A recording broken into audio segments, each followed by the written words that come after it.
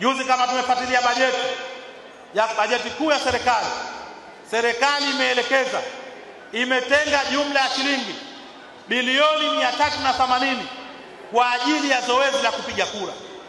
Maana yake uchaguzi upo, kura tutapiga na twende kujiandaa kukichagua Chama cha Mapinduzi kiendelee kushika dola kwa faida ya Tanzania.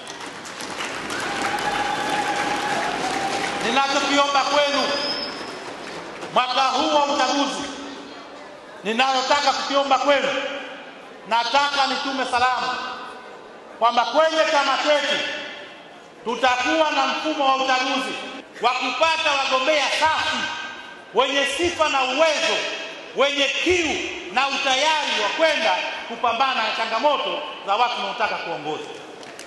Kwa hiyo mabadiliko tuliyoyafanya kwenye katiba yetu ya kuongeza wapiga kura kwenye kura za maoni, hatukuwa na lengo la kumkomoa mtu. Tulikuwa tuna azma na lengo la kuongeza watu wa kutoa maoni yao, lakini pia tumeongeza wimo wa kurejesha chama kwa wanachama wenyewe. Lakini la pili, tumefanya mabadiliko ya kuwapa nafasi viongozi wa vikao kupata nafasi ya kuchuja kwa kila mwenzetu anayeomba nafasi kwenye vyombo vya dola. Alikuwa amejiandaa, awe na kikapu, awe na begi, awe na gunia la fedha. Fedha hizo hazina nafasi za kununua uongozi ndani ya chama chetu. Tutakurejesheni viongozi wenye sifa, uwezo na ari ya kuja kupigania chama chetu, Chama cha Mapinduzi. Chama hiki wenyewe ni wanyonge, wafanya kazi, wakulima, wavuvi na wengineo. Hakitodiriki chama chetu kuwa chama cha tabaka na matajiri, wala hakitodiriki chama chetu kuwa chama tabaka cha watu malofu. Chama hiki ni chama cha wote. Awe tajiri ana nafasi kwenye CCM, awe masikini ana nafasi kwenye CCM.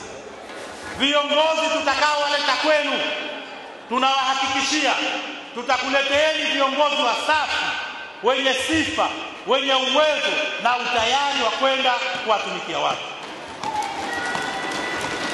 Na wala msiogope, kila mtu mwenye sifa na uwezo wa kuchukua fomu achukue fomu na chama kitamtendea haki.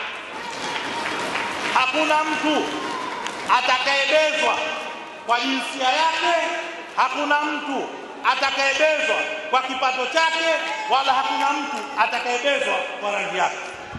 Lakini vivyo hivyo hakuna mtu atabebwa kwa kipato chake, hakuna mtu atabebwa kwa familia yake, wala hakuna mtu atabebwa kwa upendeleo wake.